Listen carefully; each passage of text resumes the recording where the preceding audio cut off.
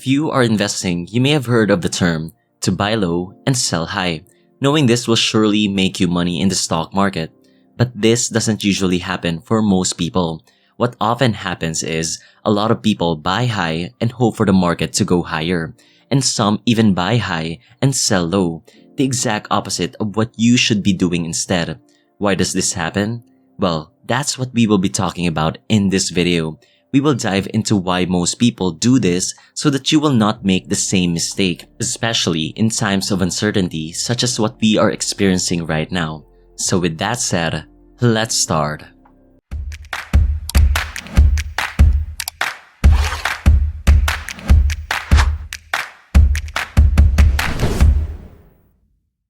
Again, welcome to InvestingPH. I talk about finance and investing. So be sure to hit the like button and of course, subscribe to support the channel.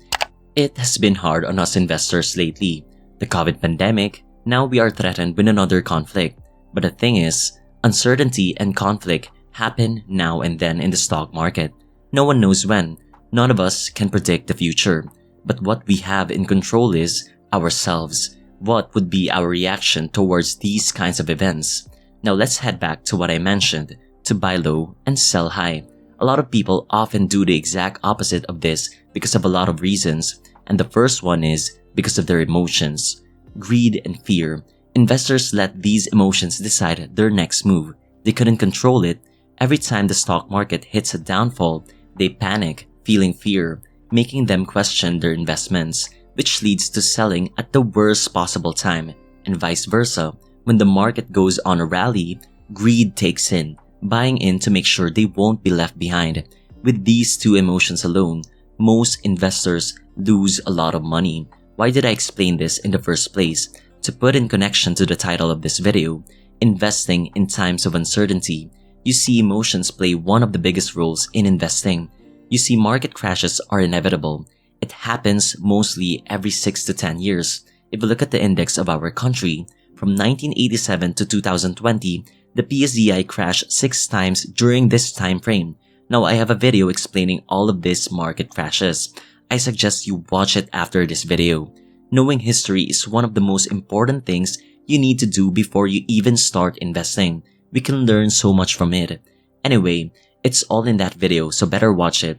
So knowing that, if you're driven by emotion, look how many times you would be losing money in that 33 years time frame. Keeping your emotions in check is the most important part of investing. It is the first thing you should be developing. It is not only helpful during times of uncertainty, but also during market rallies. If you keep greed and fear in check and use it instead to your advantage, you will do well investing in stocks. A lot of investors ignore this very principle and focus on the more technical side of investing, wherein those things are useless if you don't have the proper mindset to begin with. Just like a famous quote of Warren Buffett, "Be fearful when others are greedy, and be greedy when others are fearful." To put an example to this, let's look at our index. In the crash of 2008, if you're letting greed control you, you would be investing during the peak of 2007 because you see the market is rallying. Then 1 year later, the market dropped 51%, cutting your money in half. Then fear comes in. You don't want to lose more money, so you sold at the worst possible time. But you know, if you just held on, even if you mistakenly invest during the peak of 2007, if you just held on, in 2010, the market was already higher compared to its 2007 value. And if you just held on even more, in 2018, market reached an all-time high of 8,800. But what if you followed Warren Buffett's advice? Be greedy when others are fearful. You invested at the very bottom of 2008. You would have had 379% returns in those 9 years, having an annual average return of 19.02%. This wasn't the only time this happened. In all of the 5 crash, same thing, 1987, 1989, 2000, and in the latest pandemic, the index is already climbing to its pre-pandemic price. Do you see how important knowing history is? And keeping your emotions in check?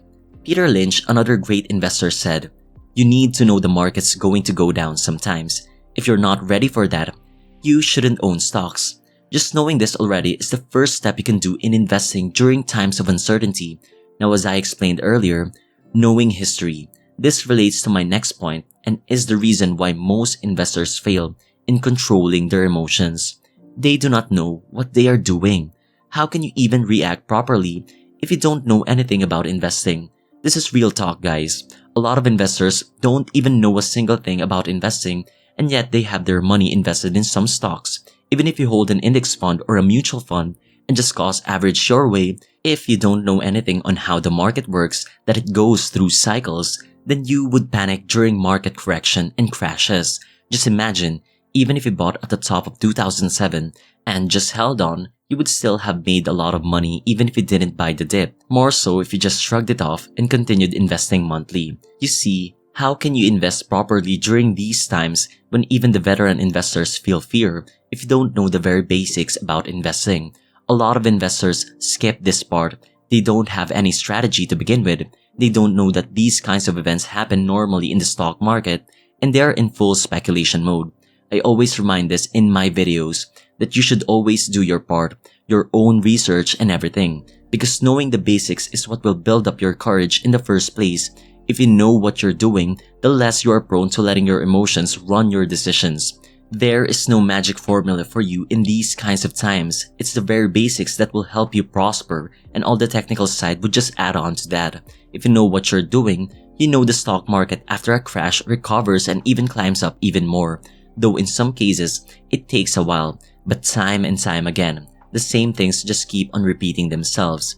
And you wouldn't panic even if you are investing in individual companies because you've studied all of them and know they are strong companies that can weather this storm. You know they would survive, and you may even invest more because they are trading at a much cheaper price. You know, there's a study that if you just miss the best days of the market, your total returns over a long period would be cut down hard, and this chart shows it to us. This is the performance of the S&P 500, which is the index of the US, from 1991 to 2015. Over that period, if you invested consistently, cost average your way, this means no matter what time of the market it is, may it be a bull market or a bear market, you just kept on investing every single month. Your annualized return is at 9.82%, at which your $10,000 would be worth $103,951. But if you miss one best day, your returns would be cut down to $93,000, at which your annualized return would only be 9.34%. But what if you miss all the best days of the market? You just stood on the sidelines because you let fear decide your next move. Your annualized returns would be cut down to 3.92%, making your supposed to be $103,000 to a mere $26,000. See the difference? Because one thing history tells us, stocks held in the long run appreciate in value. No matter how many crashes have happened, the market is able to recover. The only difference is the length of recovery for each market crash, though it may look risky for you now. If you look at it in a wider view, the stock market takes all of those risks away, but that's if you held on long enough and didn't panic during those dips. So for you to prosper during uncertain times, always study the basics, know and understand what you're doing, use fear and greed as an advantage, because when the market takes a downfall, those are the times when stocks are cheap. You can buy them at a huge discount. This is applicable whether you're investing in a broad index. This should be your mindset, instead of panicking. But of course, even though stocks are cheap, you don't just buy randomly. You still have to invest in quality companies. Assess every investment you make, and always be consistent. Don't let your emotions decide your next move. Although we don't know what lies ahead of us, we just have to do our part. It's better to do something than just standing on the sidelines, letting inflation eat away your savings. Saving your money won't ever get you to your dream to be financially free. Though we don't know how long it will take for stocks to recover, just think of it this way. You get to buy more of the companies you like. Isn't it better to bulk up your portfolio and know you bought most of the companies in it at a discount? With that, I hope you've learned something from this video. So if you did, I would really appreciate it if you would click the like button before you leave to support the channel. And if you want to know more about my strategy, watch my other videos as well. I also share every end of the month a portfolio update to let you guys see my progress. And I also do book summary videos. These are books from great investors and rich individuals. This would help you out in establishing the right mindset when it comes to investing and finance. I really suggest this for those who are just starting and for those who don't have time to read books. You are missing out on so much knowledge. Better watch it. So thank you, and see you in the next video.